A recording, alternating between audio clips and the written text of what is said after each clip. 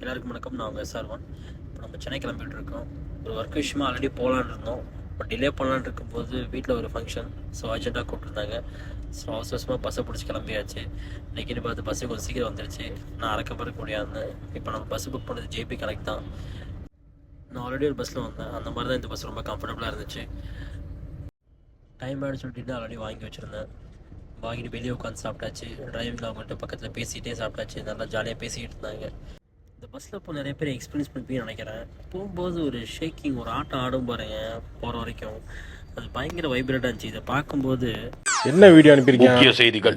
சென்னையிலிருந்து நாகர்கோவில் வரை சென்ற பேருந்து பட்டுக்கோட்டை அருகே பள்ளத்தில் விழுந்ததால் பரபரப்பு ஏற்பட்டது. ஓட்டுநரின் அஜாக்கிரதையே இந்த விபத்துக்கு காரணமாக இருக்கும் என்று வல்லுநர்கள் சொல்கிறார்கள். இந்த மாதிரி வீடியோலாம் எதுக்கு அனுப்புறான்? பஸ் டிராவல் பண்ணும்போதெல்லாம் பார்க்க கூடாதுங்க.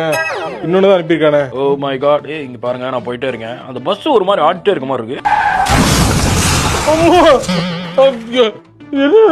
லைவ் ஆக்ஷன்லாம் காட்டுறாங்களே. ஐயோ, நீ பஸ் விளங்கும்டா.